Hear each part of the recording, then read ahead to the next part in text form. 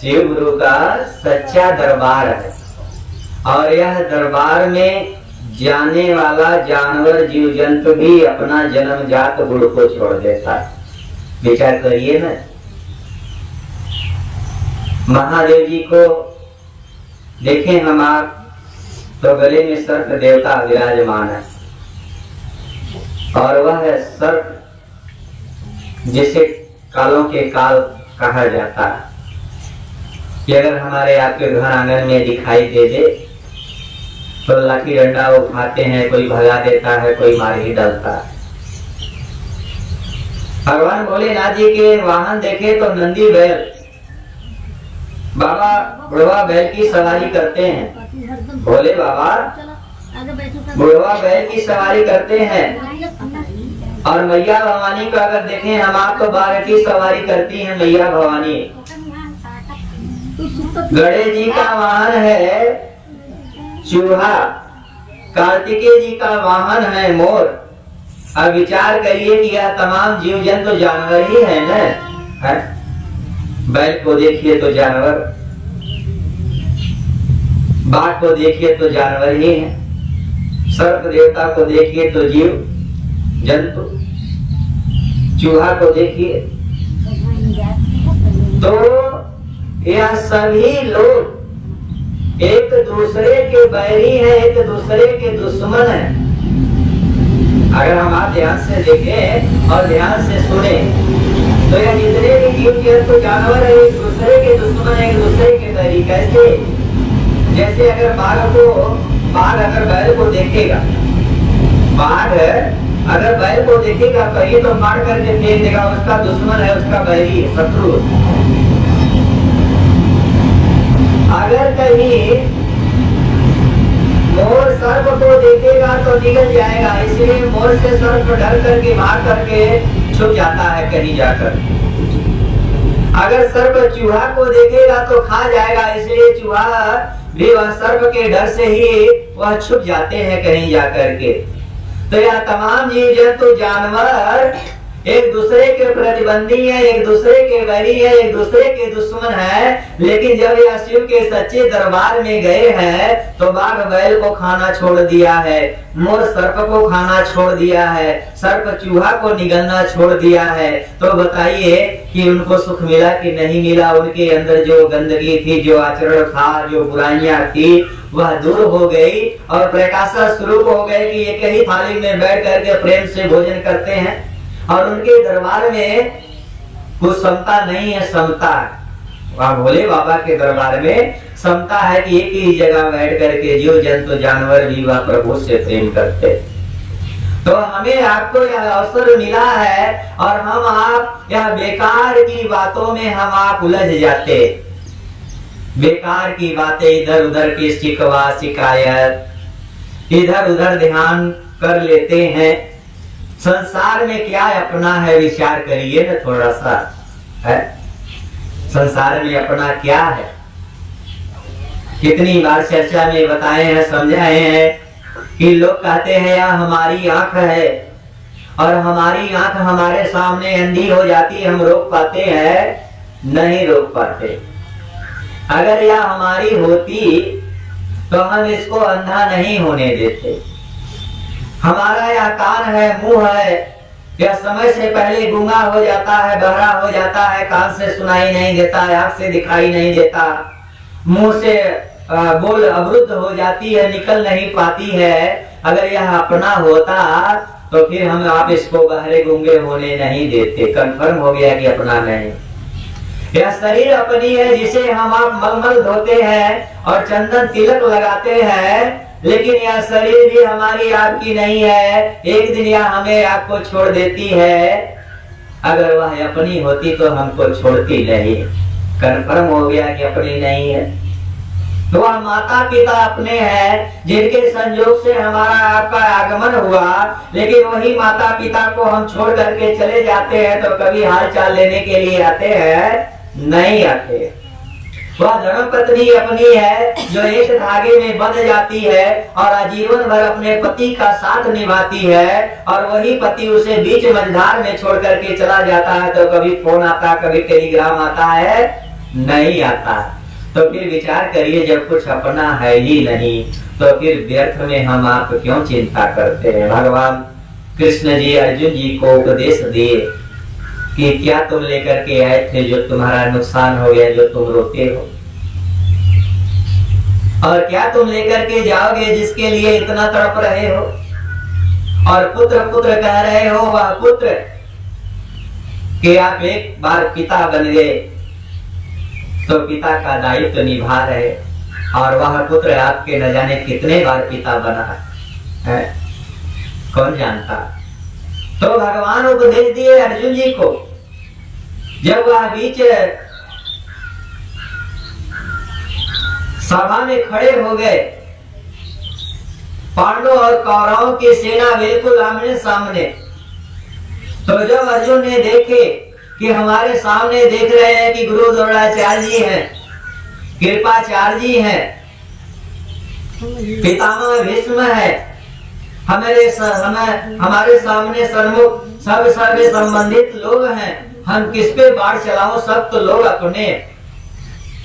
तो वही बात भगवान कृष्ण कन्हैया अर्जुन जी को समझाए कि अरे अर्जुन, तुम व्यर्थ में चिंता क्यों करता, सब में मैं हूं और सब मेरा, और जो मैं करता हूं वह मैं कर्म के अनुसार फल देता हूं। क्योंकि यह लोग जैसा कर्म किए हैं वैसा इनको फल मिलेगा। इसलिए तू मोह माया के बंधन से मुक्त हो जाए अर्जुन, और तू अपने अपना कर्तव्य का पालन कर। और तुम्हारा परम कर्तव्य है कि आज तुम्हारे सामने जो बैरी है, जो शत्रु है, उनसे तुमको युद्ध करना पड़ेगा। और अर्जुन जी को उपदेश दिए भगवान कृष्ण कन्हैया।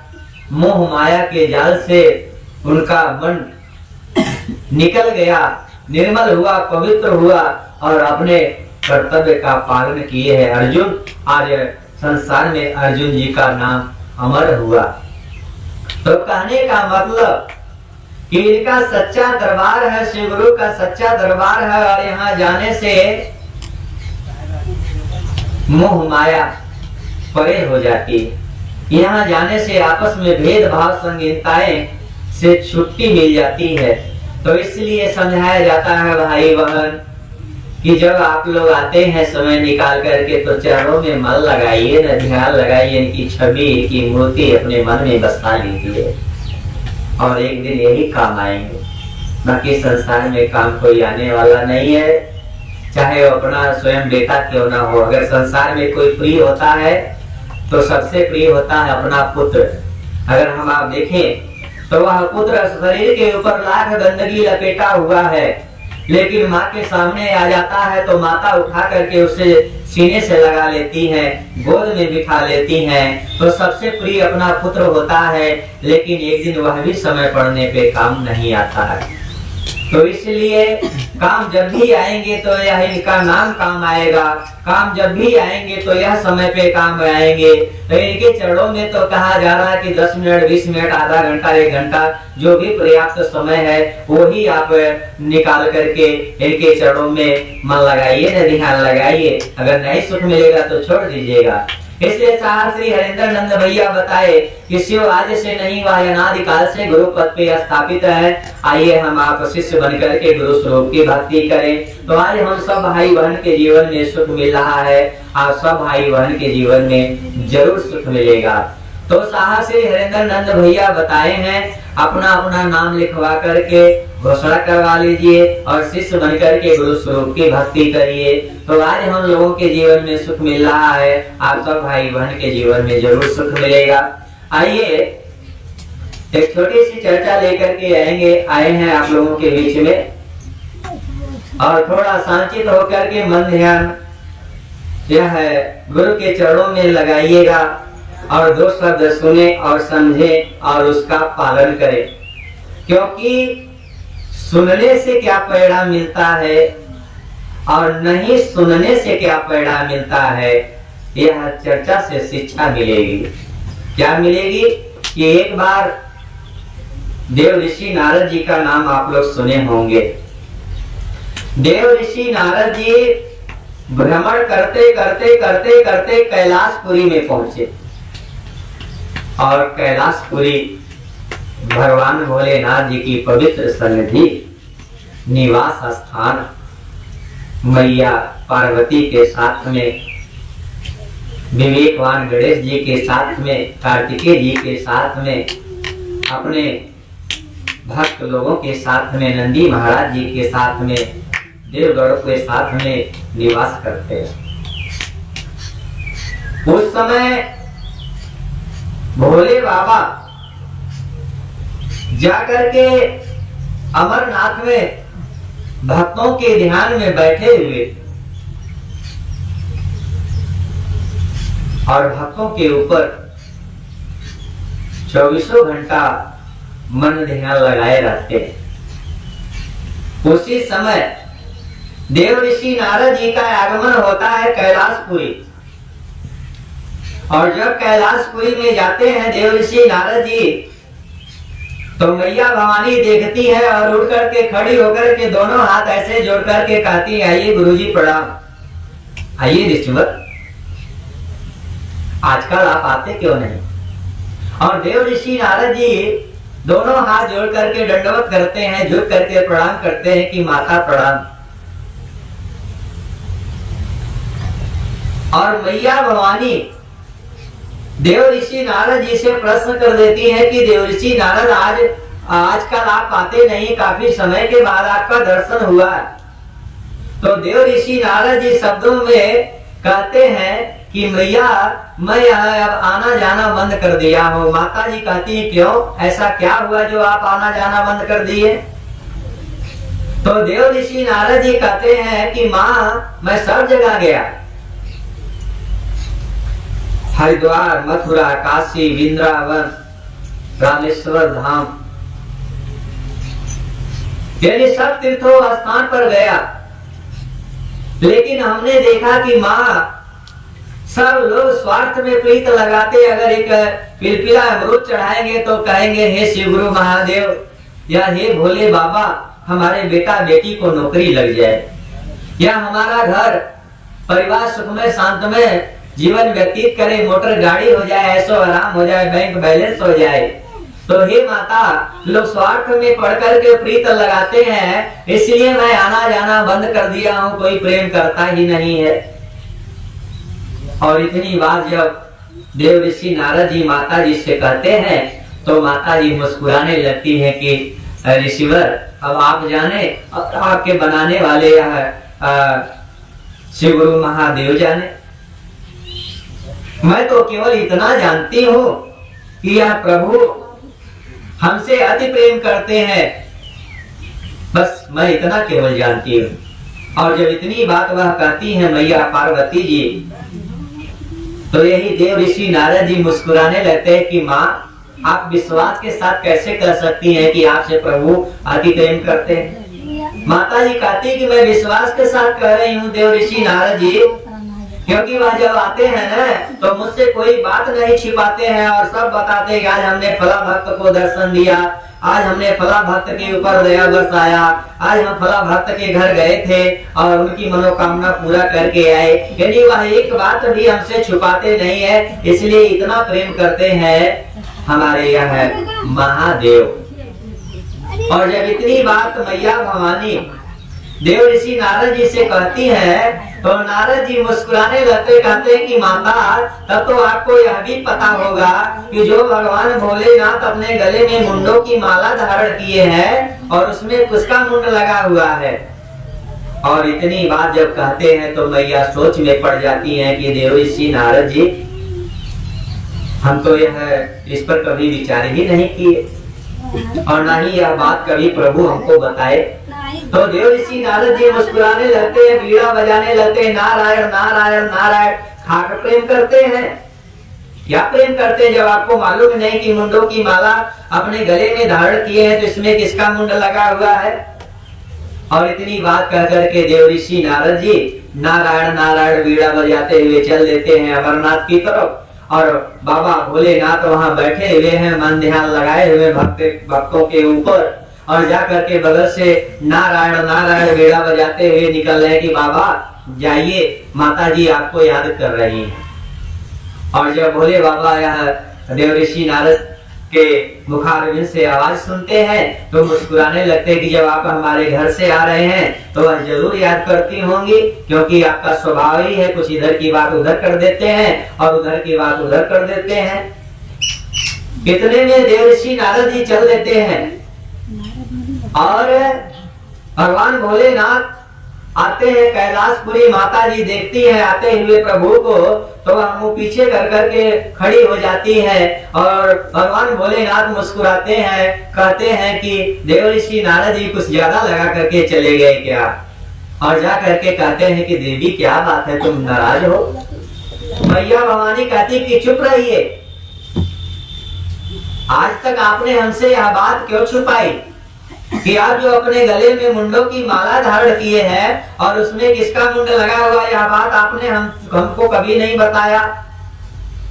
भगवान भोलेनाथ मुस्कुराने लगते कि बस इतनी सी बात से तुम नाराज हो?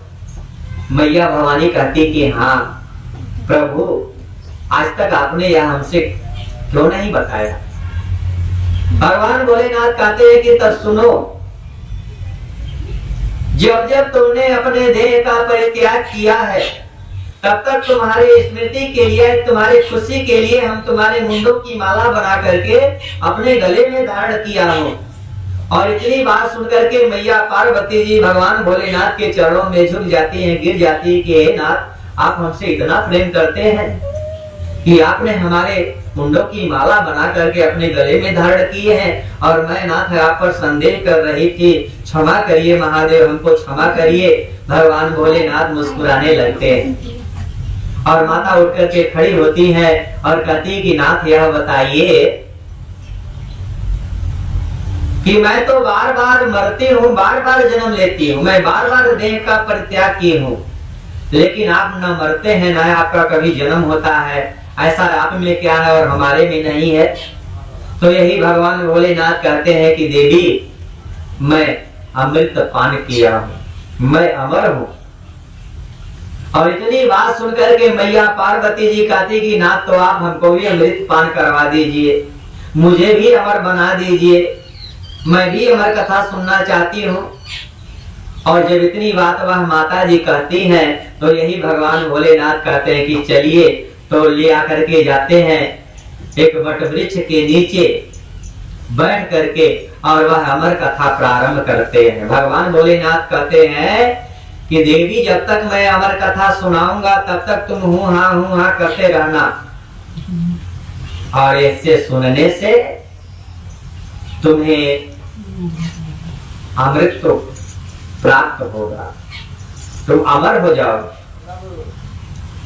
और जब माता पार्वती जी चरणों में बैठ करके अमृत पान कर रही है, अमर कथा सुन रही है, भगवान भोलेनाथ अमर कथा सुना रहे हैं, और इतने में धीरे धीरे कुछ समय बीतता है कि श्रीमती इंदिरा देवी का प्रकोप छा जाता है और माता बिल्कुल नींद में होकर के, गहरी नींद में खराटे मारने लगती हैं। लेकिन बाबा ध्यान में पड़े हैं, अमर कथा सुना रहे हैं। लेकिन भक्तों, परिणाम यह हुआ कि वही बट वृक्ष, वही कुंडली में एक श्रावित अंडा पड़ा हुआ था, और सुख पंछी, सुख मतलब होता है तोता, तोता पंछी का अंडा पड़ा हुआ था, और मात्र यह अमर कथा सुनने से उसमें जीव प्रकट हो गया, और जीव धीरे धीरे अंडा फूट जाता है, और वही सुख पंछी चोंच निकाल करके हूँ हाँ यानी हुकारी भरने लगता है, और सब अमर कथा वह पंछी सुन लिया, यानी वह सुख पंछी यानी तोता सुन लिया। अब बताइए, आप ये विचार करिए कि अमर कथा जो सुना है उसको न सुंदर परिणाम मिलेगा, और जो नहीं सुना है उसको सुंदर परिणाम मिलेगा। आप ही विचार करिए। तो साहब श्री हरेंद्र नंद भैया बताए कि जो अमृत पान करेगा उसी का जीवन धन्य होगा। तो वह सुख पंछी यानी वह तोता अमृत पान किया, यानी भगवान भोलेनाथ जी के मुखारविंद से वह अमर कथा सुन लिया और उसका जीवन धन्य हो गया। और जब अमर कथा समाप्त हुई तो भगवान भोलेनाथ की नजर पड़ी है माता पार्वती जी के ऊपर। तो देख रहे हैं कि यह तो देवी कब से सो रही है, लेकिन हमने अमर कथा सुनाया और अमर कथा जरूर कोई सुना, क्योंकि हमारे कान में उकारी कोई जरूर भर रहा था। वह तो लीला करते हैं, जानते सब हैं। लीला करने के लिए कुछ आगे बढ़े हैं तो वह सुख पंछी वह खुरडी में से उड़ गया, तोता उड़ गया, उड़ते उड़ते गया महामुनि वेद व्यास मुनि के आश्रम में। और वह वेद व्यास मुनि की जो धर्म पत्नी थी माता ऋतिका, वह कुछ वार्ता कर रहे थे ऋषिवर और वह सुन रही थी। और धीरे धीरे सुनते सुनते कोई वैसा वार्तालाप हुआ कि वह उनका मुख खुल गया और जरा वासी आई, वासी मतलब होता हंसी आई। और वह सुख पंछी अपना बचाव करते करते जाके माँ के मुख के भीतर गर्भ में जाकर के बैठ गया। और धीरे धीरे वह माँ के गर्भ में ही इनका भजन, इनका सुमिरन, इनका कीर्तन करता रहा। धीरे धीरे 12 वर्ष हुआ है, वही माँ के गर्भ में ही समाधि लगाया। और जब माँ को कष्ट होता, पीड़ा होता, तो वह महामुनि वेद व्यास मुनि से कहती कि स्वामी प्रभु से दया मांगिएगा, यह हमारे पेट में जो बच्चा पल रहा है और यह कोई महान पुरुष है। और क्योंकि यह जब पूजा करता है, ध्यान करता है, तो मंत्रों की ध्वनि हमारे कान तक आती है और मुझे सुनाई देती है, लेकिन यह बाहर आने का नाम क्यों नहीं ले रहा। धीरे धीरे 12 वर्ष बीत गया। तो यही महामुनि वेद व्यास मुनि यही प्रभु से दया मांगते हैं कि प्रभु यह जो कोई है इसको कहिए कि बाहर आए, क्योंकि इसके माँ को बहुत कष्ट, बहुत पीड़ा होती है। तो यही भोले बाबा आश्वासन दिए कि पुत्र तुम बाहर जाओ और तुम्हें संसार में लोगों की जरूरत है, और तुम जाकर के जो अमर कथा सुने हो लोगों को सुनाओ, इससे कल्याण होगा। वह सुख पंछी माँ के गर्भ में से आवाज लगाता कि प्रभु मैं बाहर आने वाला नहीं हूँ, क्योंकि मैं बाहर आऊंगा तो मुझे माया मोह पकड़ लेगी, जकड़ लेगी और मैं आपका भजन कीर्तन सुमिरन नहीं कर पाऊंगा।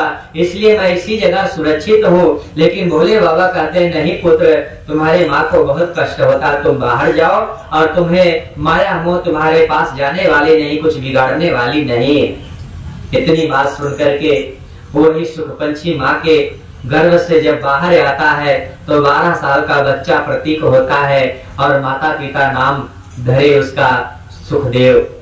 आज वही सुखदेव जो भगवान भोलेनाथ की अमर कथा सुने थे और वह जन्म लेते समय कमंडल लेकर के वन की तरफ जाते हैं और महामुनि वेद व्यास मुनि पुत्र पुत्र पुत्र पुत्र कह करके लौटाने के लिए आगे बढ़ते हैं। तो यह वृक्षों की डाली, वृक्षों के पत्ते, फल फूल आवाज देते हैं कि अरे आप किसको लौटाने जा रहे हैं महामुनि। और महामुनि वेद व्यास मुनि कहते यह हमारा पुत्र है और जन्म लेते समय यह वन की तरफ पधार रहा है, इसलिए इसको हम लौटाने के लिए प्रयास कर रहे हैं। तो महामुनि के वचनों को सुन करके वह वृक्ष की डालियों ने, पत्तों ने आवाज देते हैं कि यह तो सुखदेव स्वामी है महाराज, आज आपके पुत्र बन गए। तो आज आप पुत्र पुत्र पुत्र पुत्र कह करके पिता का दायित्व निभा रहे हैं और न जाने आप इनके कितनी बार पुत्र बने हैं यह कौन जानता है महाराज। और जब इतना वचन सुने हैं तो महामुनि वेद व्यास मुनि अपने पुत्र को फिर वापस लौटा करके नहीं ले आ पाए और वही सुखदेव जाकर के जंगल में यही प्रभु, यही परमात्मा का भजन कीर्तन सुमिरन करने लगे। तो भक्तों, जिस समय राजा परीक्षित को श्राप लगा था कि 7वें दिन में तक्षक नाग बनकर के डसेगा, तो उस समय सब ऋषिवर, सब भक्त लोग अंतिम दर्शन देने के लिए यह पहुंचे हैं राजा परीक्षित को कि राजा को हमारे श्राप लगा हुआ है और 7 दिन में तक्षक नाग बनकर के डसेगा, तो इनको 7 दिन में हम मुक्त कैसे करवाएं। कोई कहता 9 दुर्गा पाठ करे तो 9 दिन लगेगा, कोई कहा मृत्युंजय जाप करे तो 41 दिन लगेगा। लेकिन प्रश्न यह उठता है भक्तों कि यह 7 दिन में मुक्ति कैसे दिलाया जाए। सब लोग परेशान थे, सब ऋषिवर परेशान थे कि यह राजा है और इनका सुरक्षा करना हमारा धर्म है, लेकिन यह श्राप लगा है वह भी वृथा जाएगा नहीं, तो इसलिए इनका बचाव कैसे किया जाए। इतने में यही सुखदेव स्वामी जो भगवान भोलेनाथ जी की अमर कथा सुन लिए थे और वही पहुंचे हैं और सभी ऋषिवर हाथ जोड़ करके प्रणाम करते।